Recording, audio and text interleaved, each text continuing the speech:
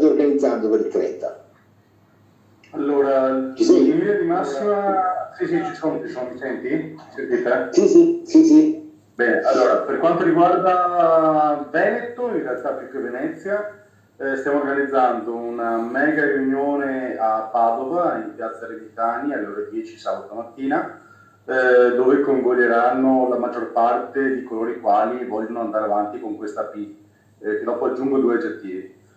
Ma probabilmente faremo anche una manifestazione parallela direttamente in piazza San Marco a Venezia. I 2 aggettivi che vorrei aggiungere alla P sono protesta e proposta, nel senso che è pur vero che noi andiamo in piazza e vogliamo, tra virgolette, protestare per una classe politica generale, perché parlare solo del governo mi viene anche male, perché in realtà non ce n'è uno che si salva quando sono seduti a Roma, che sia chiaro. Quindi la destra, la sinistra, sopra, sotto, credimi, leghi, mettiamoci dentro tutti, no? Quindi la protesta è determinata dal fatto che le promesse che hanno fatto sono state fino adesso tutte quante non mantenute. Avevano proposto di abbassare il cuneo fiscale, che sappiamo tutti quanti che tra imposte dirette e indirette supera il 70%, quindi è un furto con scasso a cielo aperto. Oltre a questo avevano detto che avrebbero abbassato quello che poteva essere il discorso delle bollette, le accise sulla benzina, non hanno fatto nulla di questo, sono spese correnti che la gente ha avuto, non sono intervenuti in quello che potrebbe essere un discorso degli affitti, e parlo per le partite IVA, e questo è veramente un problema assolutamente molto evidente. E quindi noi nel nostro piccolo, tra virgolette, del Veneto, abbiamo lanciato, o meglio, lanceremo un, chiamalo hashtag, in realtà non è un hashtag, chiamalo, è un, passatemi il termine, anche se potrebbero accusarci di apologia di reato, noi vogliamo mettere di fronte alle persone ad un'evidenza. Qualora gli imprenditori, cioè coloro i quali stanno subendo lo scotto maggiore di questa cosa, decidessero di fare uno sciopero fiscale di sopravvivenza, sarebbe per l'appunto di sopravvivenza.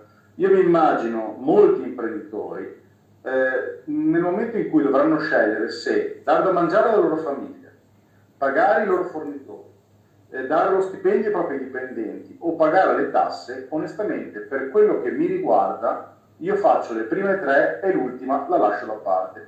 Ma si chiama legittima difesa, ragazzi, cioè non si chiama evasione fiscale, si chiama legittima difesa. Io mi rendo perfettamente conto che le tasse dei 5 milioni di imprenditori sono quelle che muovono lo Stato, sono quelle che danno delle pensioni, sono quelle che danno i servizi sociali, sono quelle che fanno tutto fondamentalmente, perché non me ne vogliono i dipendenti statali, ma le tasse ai dipendenti statali non esistono, sono un giroconto di Stato e quindi in realtà non sono soldi veri. Chi crea reale produzione sono le imprese, sono coloro i quali fanno reale tangibilità economica e quelli sono soldi veri.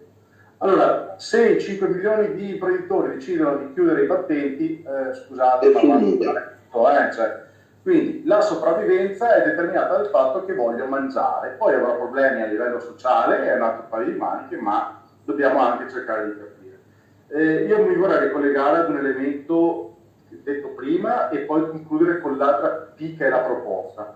Allora, dal mio punto di vista il problema, sempre un'altra P, arriva da lontano. Nel 2001 è stato coniato alla Borsa di Londra un acronimo che era PIGS, stava a significare Portogallo, Italia, Irlanda, Spagna e Grecia.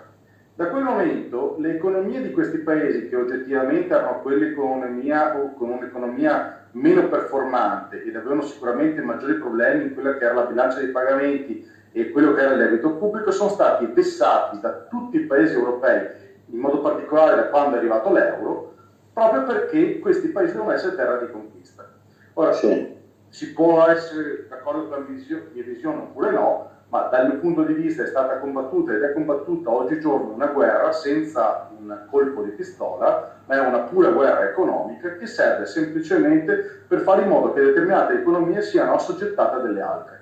Ora, da che mondo è mondo, l'uomo purtroppo, che è una bruttissima bestia, mi ci metto in mezzo in quanto anch'io facente parte della catena umana, ha equilibrato economie e socialità facendo guerre.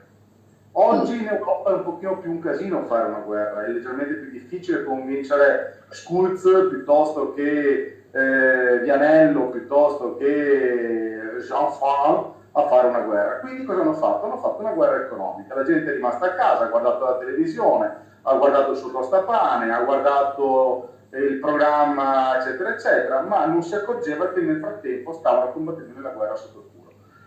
Cosa è successo? La Grecia è stata completamente devastata, la Grecia non è più dei greci, che sia ben chiaro, Sì. i porti sono tedeschi, gli aeroporti sono tedeschi, poi cosa è cinese, la Spagna comunque è messa a 90 gradi anche lei, per usare un termine a livello proprio matematico, eccetera, eccetera.